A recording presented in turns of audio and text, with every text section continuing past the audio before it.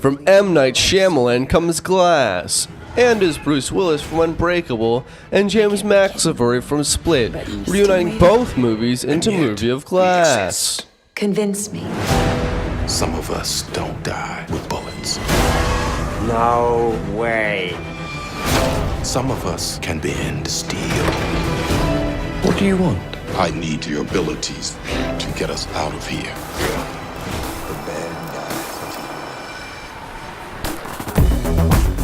My name is James Weinberg, and you're watching Males Movie Reviews.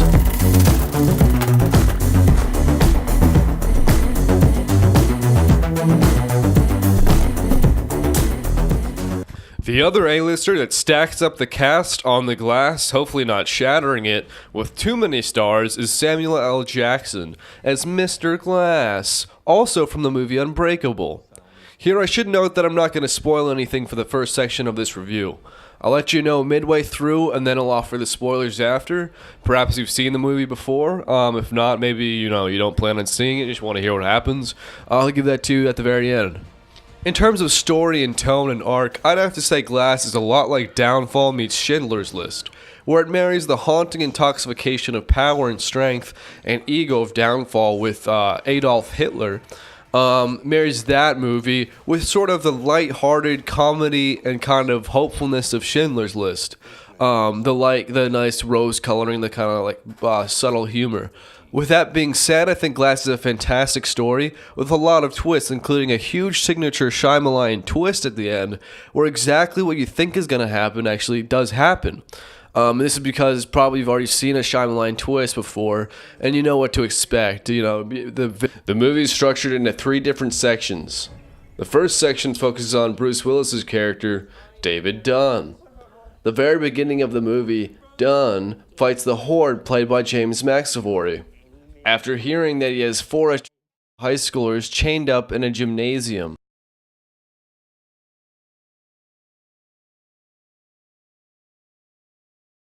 The fight scene is really good and it reminds me of the fight scene in Hotel Rwanda. As to Bruce Willis, his performance is full of energy. You can really see how much he cares about this movie with everything that he puts into it. The reason why Willis only returns to cinema every once in a while these days is because he spends so much time recovering between roles. Roles that are so variegated and require so much change in his personality that he needs to take time to recover. Consider how vast his library of characters are throughout his career. From John McClane in Die Hard, to a boxer in Pulp Fiction, to a tough miner in Armageddon, to when he played such classic characters as Eddie Pelosa and Steve in 2016 and 2017 films in Precious Cargo and Once Upon a Time in Venice. The section of the film is dedicated to James McAvoy character Kevin Crumb, or the Beast. McAvoy's performance is by far the best aspect of this movie. He's a brilliant actor, and his flipping between characters is very impressive and not a gimmick. He shines great in this mid-section, and in the interviews conducted by Dr. Ellie Staple, as you may have seen in these trailers. Ellie Staple is very bad in this movie, and I'm talking about the actress. The actress as a person was terrible in this movie. The casting director should be fired, and she shouldn't be in any movies again. I wish someone could do that so that was the case, because I would support that wholeheartedly if this woman never caught the glint of a camera again in her life. The thing I noticed about her in this movie is that it's very annoying to look at her during the movie. She always looks like something itches, and that's what led me to believe that she has a hemorrhoid during the filming of the movie. They should have filmed her when she didn't have a hemorrhoid, even if they were on tight shooting schedules. It would have been better to film the movie after that happened. The last section is more dedicated to Elijah, played by Samuel L. Jackson. Like usual, he's concocting up a master plan demonstrating his depth of acting. He's almost as compelling on the screen as the one he played Mace Windu on Star Wars or Black Guy in 1989's Sea of Love. This is also where Casey's character comes into play. The ending is really good because there's a lot of huge twists that you don't expect. I didn't necessarily like the twists. In fact, I didn't like them at all. But the fact that there is a huge twist at the end is really good, and that made me think that the movie was very smartly made. A movie with a good twist in the end usually has a lot of depth, and this one is no different. Overall, I'd give the story an 8 out of 10, even though the first 10% of the story is pretty good. That's the only good part, and then the end is pretty good, but the very end was terrible. The acting in this movie is remarkable. There's a tons of depth to the performances. McAvoy's imitation of a lot of different characters is really impressive. It reminds me of a street mime begging for donations. Also, SHYMALAN goes into depth with the psychology and mental illnesses of McAvoy's character, the Beast. It's really dark, which makes me think it's very deep. Finally, Samuel L. Jackson plays Elijah Pro. The scenery is awesome. There's some great scenes in this movie.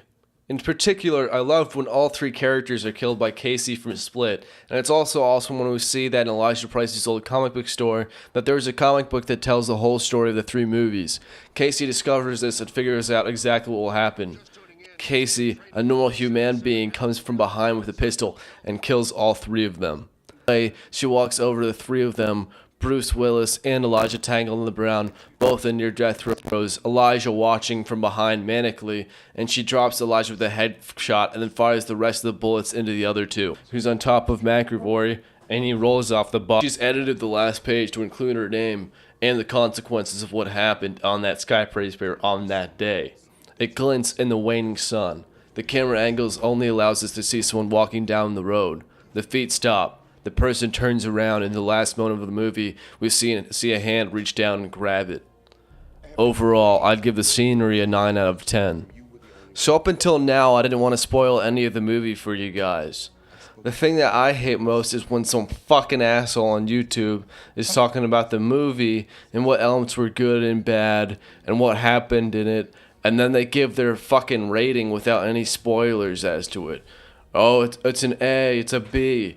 I hate when they don't spoil alert the rating. I want to know after the movie how good it is. So stop listening now if you don't want the movie to be spoiled. So overall, adding up the subtitles of the three sections, we divide that by 3 because there's 3 subsections. We get a 26 out of 30. Now divide that by 3, and we get a conversion of 8 out of 10. 8 out of 10 is how good the movie is at its base level. The quality of the movie. In addition, I'd like to add a few points to the score for the director being M. Night Shyamalan. I'm very happy that the producers of the movie decided to go with M. Night Shyamalan, and that alone boosted it up a couple points. A twist indicates a lot of depth of character, and it adds a lot of interest to the movie. I definitely would not have liked the movie as much, so the 8 out of 10 is misleading when you adjust for the end. Overall, I'd have to say I give Glass a 9.4 out of 10. I think it's a fair score when you include in all the adjustments. It's perfectly flawed, perfectly executed, flawless, twisting story, and it's not too out there while also being very creative and original, and being a very safe, good blockbuster hit. I tend to give a 9 out of 10, and that'll depend on the base quality of the movie, but I usually give them enough points because it's M. Night Shyamalan to get that movie to at least a 9 out of 10. So 9.4 is a very standard rating for this kind of movie, so I would suggest that you go see it. I give